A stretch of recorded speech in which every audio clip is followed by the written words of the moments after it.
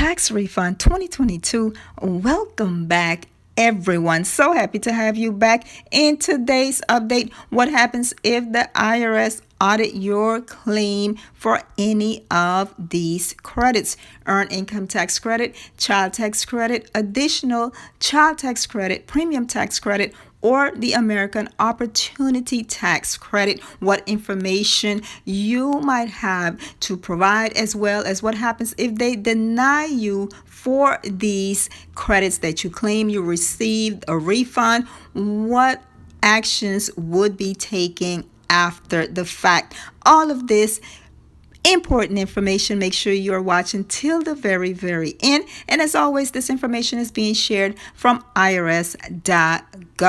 Now, if the IRS audit your claim for any of these credit, it may be because your child does not qualify or another person has already claimed that same child, and it applies to the EITC, the CTC, the ACTC, the PTC, and the AOTC. If you are still waiting for a deposit date, you have no status, you know you claim the credits, make sure you're calling the Internal Revenue Service or the Taxpayer Advocate Service to make sure you are not waiting for any additional information in terms of the credits that you are claiming. You can find the Taxpayer Advocate Service phone number as well as tips to speak with the IRS pinned in the playlist in the comment section as well as in the description box. Now, if this happens, the IRS will send you a letter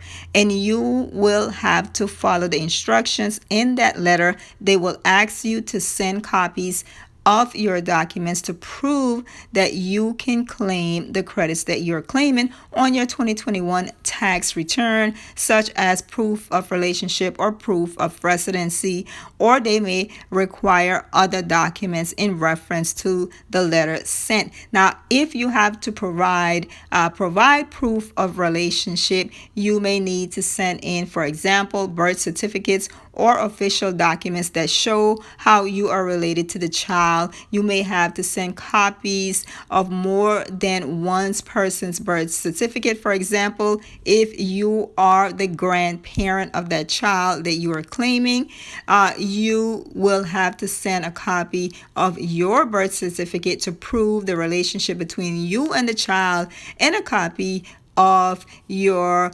grandchild's birth certificate to prove their relationship to you. You may also be required to provide paternity tests if the child's father's name isn't on the birth certificate. Maybe also marriage certificate or legal adoption papers, as well as official school records to prove the child you claim is a student. For example, college transcripts, official school records must include the child's home address, and the address must match your address. The dates the child went to school, proof that the child was a full-time student for at least 5 months of the tax year, and the months do not have to be consecutive.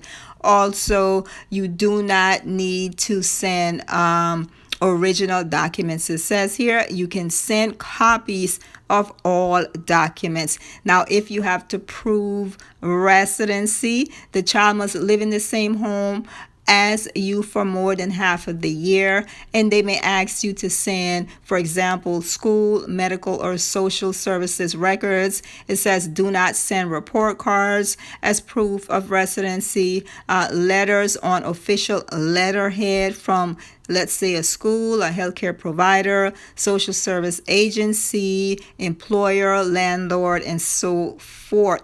The letters must show the name of the child, parent, or the guardian. The child's home address must match your address. Daycare records or a letter from the daycare provider. If the daycare provider is related to you, you must have at least one other record or a letter that shows proof of residency. All right. Now, what happens if the IRS deny your claim for any of the credits. All right, it says you may need to pay back the claims plus interest. So if you claim the credits were issued to you, you got your refund, and they discovered you were not eligible for the credits that you received, you may have to pay it back plus interest. You may be required to file Form 8862 when you try to claim any of those credits again, as well as you can be banned from claiming any of the credits for 2 to 10 years if they determine that you claimed the credits incorrectly. It says that if they denied or reduced your EITC for a tax year for any reason other than a math or clerical error, you must include Form 8862 information to claim certain credits after disallowance with your next tax return. Now it says you don't have to include the form with your next tax return if you already filed the form and then you were allowed to claim the credits and they didn't reduce or deny your credit again for any other reason. So if you was denied and was banned from claiming any of the credits and you fill out the form 8862, it says you do not have to do it again when you file your taxes again. It says if you're claiming the EITC without a qualifying child and the only reason they reduced or denied your EITC was because of the qualifying child, or you receive a CP 74 notice from the IRS saying they recertify you. All right, it says you cannot claim the credits again for several years if they found that you previously tried to claim them against the rules. You cannot claim the credits 2 years after they made the final decision to reduce your EITC due to reckless or intentional disregard of the rules.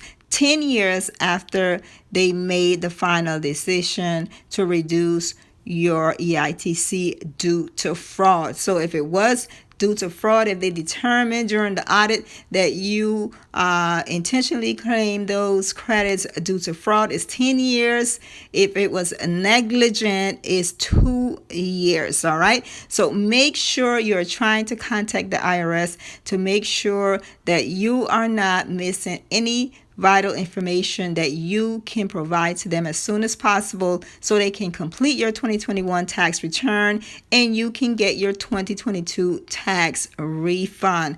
Make sure to continue to check the WMR as well as your transcripts for updates. All right, there should be more deposit dates coming for March 7 as well as March 14. Keep checking for updates. The IRS updates daily, usually overnight. All right, and check the playlist for tips to speak with the IRS, as well as you can contact the Taxpayer Advocate Service if you cannot reach the IRS. They can also assist you with your tax refund delay. All right, make sure to like, comment, share, and subscribe. Hit that notification bell. Come back for all of the tax information that matters to you most. I am doing the research so you do not have to, and I will see every one of you again very, very soon. Bye-bye.